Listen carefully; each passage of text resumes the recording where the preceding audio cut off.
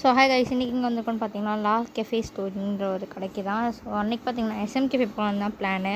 So SM cafe பார்த்தீங்கன்னா புட்டியிருந்தனால இந்த கடைக்கு வந்தோம். ஃபஸ்ட் டைம் வந்தோம். ஸோ கடையே சூப்பருங்க, ஆம்பியன்ஸ் எல்லாமே பக்காவாக இருந்துச்சு. ஸோ உங்களோட ஃபீட்பேக்ஸ்லாம் கொஞ்சம் நேரம் படிச்சுட்டு இருந்தோம்.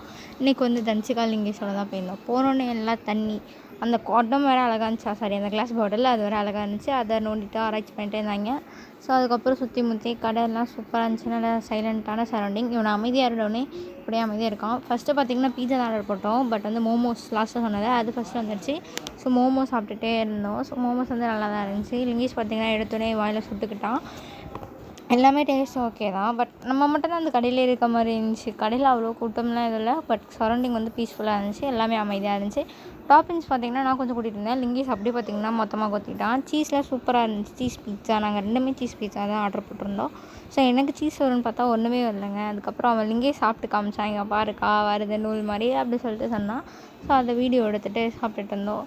நீங்கள் அந்த மாதிரி பீட்சா உங்கள் கசின்ஸோட போய் சாப்பிட்ருக்கீங்களா? எனக்கு கீழே கமெண்ட் செக்ஷனில் கமெண்ட் பண்ணுங்கள். வீடியோ பிடிச்சிருந்தா லைக் பண்ணுங்கள், மறக்காமல் கமெண்ட் பண்ணுங்கள், சப்ஸ்கிரைப் பண்ணுங்கள். டாடா கைஸ்.